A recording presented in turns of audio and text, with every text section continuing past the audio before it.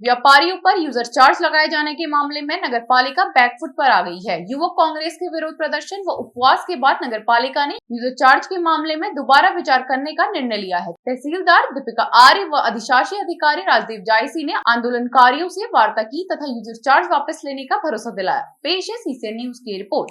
देखिए, हमारे यहाँ से जो नगरपालिका के माध्यम से हमने जो यूजर चार्ज लगाया था उस पर इन लोगों का विरोध प्रदर्शन था। चूँकि ये हमने अब तक जितने भी हमारे यहाँ के नगरवासी थे, हम कूड़ा उठाने के संबंध में उस पर एक यूजर फी थी हम जो ले रहे थे, लेकिन इनकी मांग है कि इसको हटा दिया जाए। अब चूँकि मैं यहाँ आया हूँ, मैंने मेरे तरफ से जो संभव जो जितना मुझे अधिकार है मैंने इनको आश्वासन दिया है कि मेरे को इतना अधिकार है कि मैं इसको बोर्ड में ले जाऊँगा, अध्यक्ष से इस पर वार्ता करूँगा।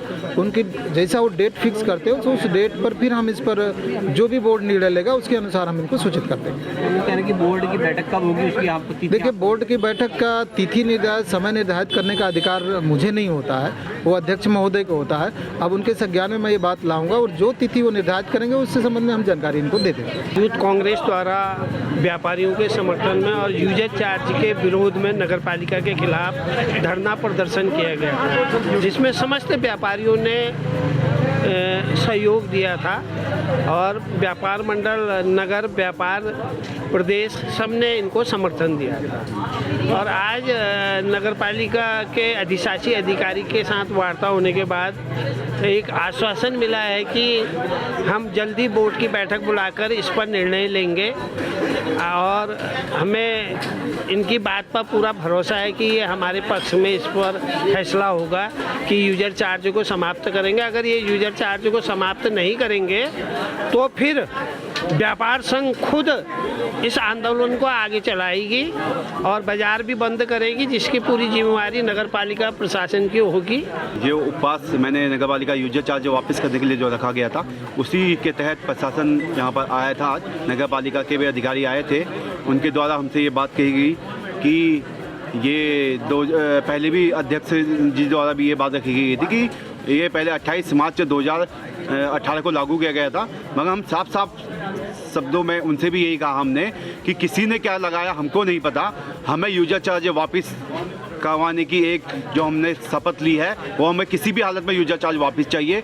यही व्यापारियों की मांग है और एक ही मांग में हम अहित है और वहाँ पर प्रशासन और नगरपालिका के अधिकारी द्वारा ये हमें आश्वासन दिया गया है कि लगभग 5 से 6 दिन के अंदर वो अपना जो बोर्ड की बैठक बुला के इस प्रस्ताव को वापस करवाएंगे और इसी सहमति के साथ आज हम यहाँ पर से उठे हैं। और हमने भी उनको चेतावनी दी है, अगर 4/1/2022 से पहले, मंगलवार से पहले ये यूजर चार्ज नगरपालिका से वापस नहीं किया गया और व्यापारियों की बात नहीं सुनी गई तो बागेश्वर की पूरे व्यापारी और बागेश्वर के जितने भी वाहन और जो यातायात व्यवस्था है को उसको 4 तारीख को मंगलवार को पूर्ण रूप से बंद किया जाएगा और सभी व्यापारी इस आंदोलन में भव्य रूप से उग्र आंदोलन करने के लिए फिर ये आंदोलन के लिए हम वाद्य रहेंगे। इसकी पूरी जिम्मेदारी शासन और प्रशासन की होगी। देखिए, पिछले बोर्ड में शासन से आदेश था कि आप अपनी बोर्ड में ये प्रस्ताव रखें और नहीं तो आपकी फंडिंग रोक दी जाएगी। तो शासन के आदेशानुसार सभी नगरपालिकाओं ने, मैं तो ये कहूँगी हमने और नगरपालिकाओं में भी पता किया था, तो सभी नगरपालिकाओं ने बोर्ड में प्रस्ताव लाए और प्रोसेस में इसे लाए, लेकिन हमने लागू नहीं किया था इसे।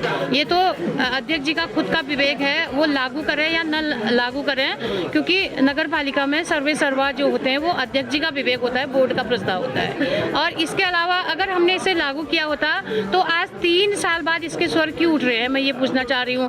तो मुझे लगता है कि जो सीधी सी बात है वो होनी चाहिए। एक दूसरे पर, पहली बोर्ड पर और बाद की बोर्ड में आरोप प्रत्यारोप करना बहुत अच्छी बात नहीं है। तो आज आप भी चाहते हैं, क्योंकि एक कोविड-19 का बहुत मुश्किल दौर से लोग गुजरे हुए हैं, पूरे देश में आर्थिक मंदी है और खासकर व्यापारी आज बहुत परेशान हैं। तो मुझे लगता है कि अध्यक्ष जी अभी भी चाहते हैं तो अपनी तत्काल बोर्ड बैठा के इसे निरस्त कर सकते हैं तत्काल प्रभाव से। और जो रही बात दूसरे पहले बोर्ड की बात, मैं अपनी बातों को रख दे रहे हैं, ये बिल्कुल भी अच्छी बात नहीं है। नगर पालिका की तर्क ये देती है कि ये आय बढ़ाने के लिए जरूरी है, तो आपको नहीं लगता कि आय बढ़ाने का ये तरीका था या फिर और तरीके भी हो सकते हैं? जैसे कि शासनादेश जो हुआ था वो 2018 में ही हुआ था। उसके बाद इसे बोर्ड प्रस्ताव में चर्चा की गई थी। उसके बाद इसे गजट नोटिफिकेशन के लिए प्रोसेस में लाया गया था। लेकिन साफ नगर पालिका में डेट उपलब्ध हो सकती है और 3 साल के मतलब हमने इसे लागू नहीं किया था, क्योंकि व्यापार मंडल अध्यक्ष जी के साथ और अन्य पदाधिकारियों के साथ भी हमारी इस यूजर चार्ज को लेकर चर्चा हुई थी और इसे हमने लागू नहीं किया था। तो अध्यक्ष जी चाहते थे तो वो भी इसे लागू नहीं कर सकते थे, लेकिन उन्होंने लागू किया है और जो विरोध है लोगों का उसको झेलने के लिए वो तैयार रहे, ना कि दूसरे लोगों पर आरोप लगाएं। आय बढ़ाने को लेकर क्या कहा है? आय बढ़ाने के और भी अन्य कई सोर्सेज हैं। आप यहीं पर नदीप गांव में हमारा एक रैन बसेरा बन रहा था, उसके लिए 55 लाख रुपए स्वीकृत था। उसके बाद आप शासन से संवाद नहीं कर पाए।